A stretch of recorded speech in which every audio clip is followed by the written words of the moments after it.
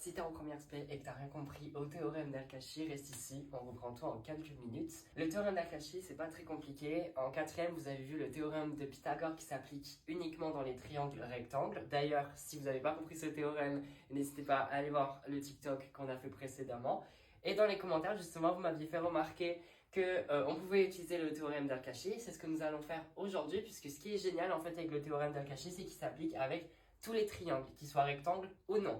Le théorème d'Al-Kashi nous dit quoi? Nous dit que le côté AC au carré, alors je précise ça marche avec n'importe quel côté, là pour l'exemple j'ai pris AC, mais j'aurais pu écrire la formule avec AB ou BC. AC au carré c'est égal donc à AB au carré plus BC au carré moins, et c'est ça, il ne faut pas l'oublier, ça sinon ça ne fonctionne pas, moins 2 fois cos de l'angle qui est à l'opposé du segment quand vous calculez. Par exemple, l'angle qui est à l'opposé de AC, c'est celui-là, et on l'a nommé bêta. Donc, moins 2 cos bêta fois AB fois AC. On reprend les deux côtés qui sont ici. On va faire quelques exemples. Dans le premier exemple, on souhaite calculer la longueur AB dans un triangle où on a AC qui est égal à 4, on n'a pas d'unité, et BC qui est de longueur 3. De plus, on nous donne l'angle opposé à AB, ce qui est parfait, et on voit que cet angle fait 30 degrés. Bon, ben là, application pure et simple du théorème. Donc, d'après le théorème d'Al-Kashi, on a AB au carré qui est égal donc à AC au carré plus BC au carré moins 2 cos de 30 degrés, puisque c'est l'angle qui est à l'opposé, fois AC fois BC. Ce qui nous donne donc, en remplaçant par les valeurs, 16 plus 9, puisque AC, je rappelle, vaut 4, et donc 4 carrés, ça fait 16. BC, c'est 3, donc 3 au carré, ça fait 9.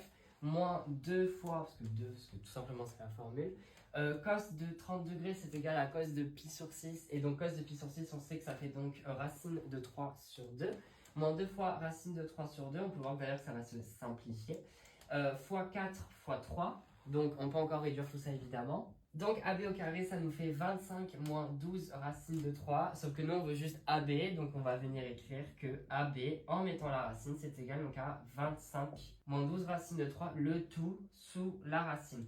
Avec la calculatrice on peut donc calculer une valeur approchée, ce qui fait environ 2,05.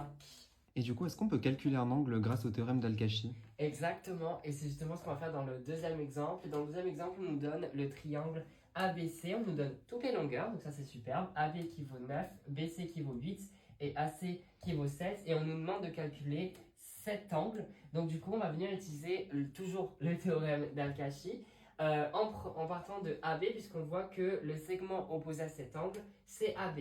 Donc ça nous donne AB au carré qui est égal donc à AC au carré plus BC au carré, moins 2 cos de alpha, on a renommé l'angle qu'on cherchait par alpha, ça sera plus simple, fois AC fois BC. Ce qui est génial, c'est qu'on connaît les valeurs de tous les segments, donc là il nous suffit juste de remplacer par les valeurs numériques. Ça nous donne donc 81 qui est égal à 49 plus 64 moins 112 cos de alpha. Pourquoi 112? Parce que 2 fois AC fois BC, ben, ça fait 112.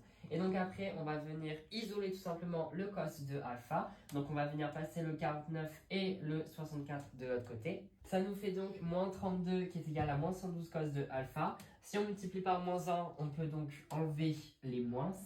Et donc on va venir diviser par 112, ce qui nous fait donc 32 sur 112 qui est égal à cos de alpha. Et donc nous on veut juste alpha, donc en fait ça nous donne donc que alpha c'est égal donc à arc cos de 32 sur 112. Et donc avec la calculatrice, on obtient que ça fait environ égal à 73,4. Vous noterez au début que j'avais fait une petite faute, j'avais oublié un C, mais oui, arc cos ça prend bien 2C.